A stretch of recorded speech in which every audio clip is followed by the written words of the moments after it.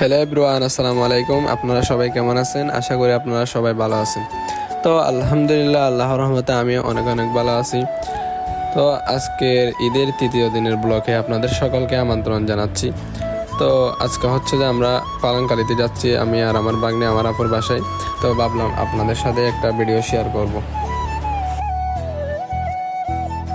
তো আমরা দুইজন মিলে একটা টমটম নিয়ে চলে যাচ্ছি এখন পালংকালিতে।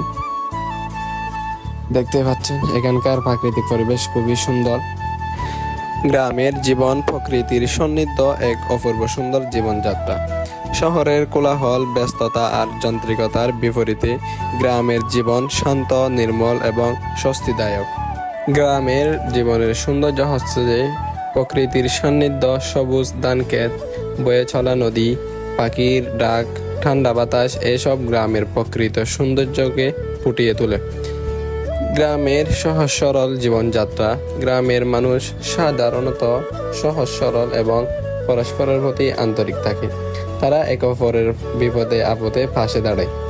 গ্রামের মানুষ নিজেরাই চাষাবাদ করে, শাকসবজি, ফলমূল ও মাছ ধরে, যা তাজা এবং স্বাস্থ্যকর।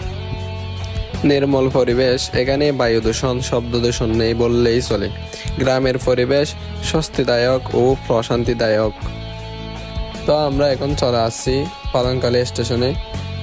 তারপর হচ্ছে যে এখান থেকে একটা মিনি টমটম নিয়ে আমরা চলে যাব পালংকালী ফারেবিলে। তো আমরা এখন একটা মিনি টমটম নিয়ে আপুর বাসার উদ্দেশ্যে রওনা দিলাম। সকাল বিকালের অন্যান্য সৌন্দর্য, গ্রামের ভোরবেলা, শিশির ভেজা পথ, কৃষকের মাঠে যাওয়া, বিকেলে বটগাছের নিচে মানুষের আড্ডা, সব কিছুতেই এক অন্যরকম আবেগ আছে। গ্রামের এই অপূর্ব সুন্দর জীবনযাত্রা প্রকৃতির সঙ্গে মিশে থাকা এক অনন্য রূপ। এখানে মানুষ প্রকৃত অর্থেই প্রশান্তি খুঁজে পায়। তো ফাইনালি আলহামদুলিল্লাহ আমরা এখন আমার আপুর বাসায় চলে আসছি। তো সবাই ভালো থাকবেন, সুস্থ থাকবেন। আপনাদের সাথে নেক্সট ব্লগে দেখা হবে ইনশাআল্লাহ। আসসালামু আলাইকুম, আল্লাহ হাফেজ।